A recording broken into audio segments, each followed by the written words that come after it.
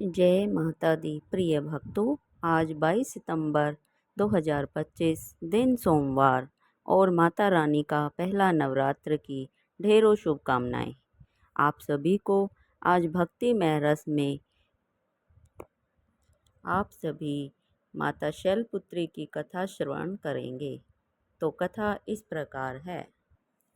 पौराणिक कथा के अनुसार एक बार प्रजापति दक्ष ने अपने घर पर यज्ञ का आयोजन करने का सोचा, तो उन्होंने सभी देवी देवताओं को अपने यहाँ आने का निमंत्रण भेज दिया। लेकिन राजा दक्ष ने भगवान शिव को नहीं बुलाया। देवी सती को लगा था कि उनके घर भी बुलावा भेजा जाएगा, परंतु उनके यहाँ यज्ञ में आने का निमंत्रण नहीं आया। फिर भी देवी सती को यज्ञ में जाने का मन हुआ, लेकिन शिवजी ने उन्हें यज्ञ में जाने से मना कर दिया। शिवजी ने सती को कहा कि अभी उनके पास यज्ञ में जाने का के लिए कोई निमंत्रण नहीं आया है, इसीलिए वहाँ जाना ठीक नहीं होगा। फिर भी देवी सती ने उनकी बात नहीं मानी। बार बार यज्ञ में जाने का आग्रह करने के कारण भगवान शिव ने उन्हें यज्ञ में जाने की अनुमति दे दी। फिर देवी सती जब अपने पिता राजा दक्ष के यहाँ पहुँची, तो जाकर उन्होंने देखा कि अपने पिता के यहाँ कोई भी उनसे सम्मान और प्रेम के साथ बात नहीं कर रहा था। वहीं देवी सती की अन्य बहनें भी उनका तथा शिवजी का मजाक उड़ा रही थी।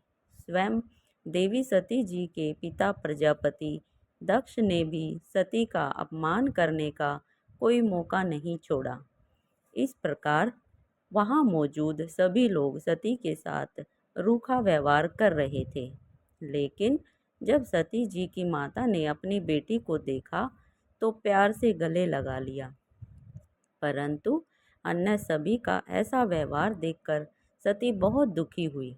तब अपना और अपने पति शिवजी का अपमान उनसे सहन न हुआ। इसके बाद इस अपमान को अत्यंत दुखी होकर सती ने उसी समय वहाँ यज्ञ की अग्नि में कूदकर स्वयं के प्राण त्याग दिए। जैसे ही भगवान भोलेनाथ को इस बात की जानकारी हुई, तो वे भी बहुत दुखी हुए। इसके बाद दुखी भगवान शिव क्रोध से आग बबूला होते हुए राजा दक्ष के यहाँ गए और तुरंत यज्ञ को खंडित कर सती के जलते हुए शरीर को अपने कंधे पर उठाए पूरी सृष्टि में भ्रमण करने लगे।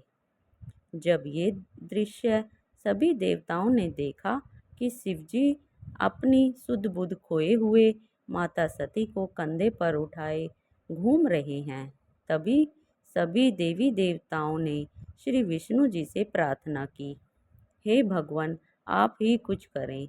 तभी श्री विष्णु जी ने अपने सुदर्शन चक्र को आज्ञा दी और माता सती के शरीर के 52 टुकड़े कर दिए। जहाँ जहाँ पर ये 52 टुकड़े पड़े, वहाँ वहाँ पर माता सती के अलग अलग नाम से वहाँ धाम बनते चले गए। लेकिन जहाँ माता सती का हृदय गिरा, वहीं पर पर्वतराज हिमालय अपनी पत्नी नैना देवी के साथ भ्रमण कर रहे थे। तो भ्रमण करते समय रानी नैना देवी को ठोकर लगी और जहाँ माता सती का हृदय धड़क रहा था, उसके ऊपर नैना देवी जी जाके गिर गई और नैना देवी के गिरते ही सती के चमत्कार से नैना देवी गर्भवती हो गई और 9 महीने बाद नैना देवी ने एक सुंदर कन्या को जन्म दिया। फिर माता सती के अंश ने हिमालय राज की पुत्री के रूप में जन्म लिया। फिर पर्वतराज उस छोटी सी कन्या को अपनी गोद में लिया और बड़े स्नेह और दुलार से कन्या का लाड दुलार करते हुए राजा बोले, आज से मेरी पुत्री को शैलपुत्री के नाम से जाना जाएगा। शैल का अर्थ है पर्वत और पुत्री का अर्थ है कन्या। तभी से माता सती कन्या रूप में अवतरित हुई और उनका शैलपुत्री नाम पड़ा। प्रिय भक्तों, ये प्यारी सी कथा आपको कैसी लगी? कृपया हमें कमेंट बॉक्स में ज़रूर बताएं। हमारे भक्तिमय रस में हम आपके लिए नव दुर्गा की हर रोज़ एक प्यारी सी कथा आपको सुनाते रहेंगे। जय माता शैलपुत्री की।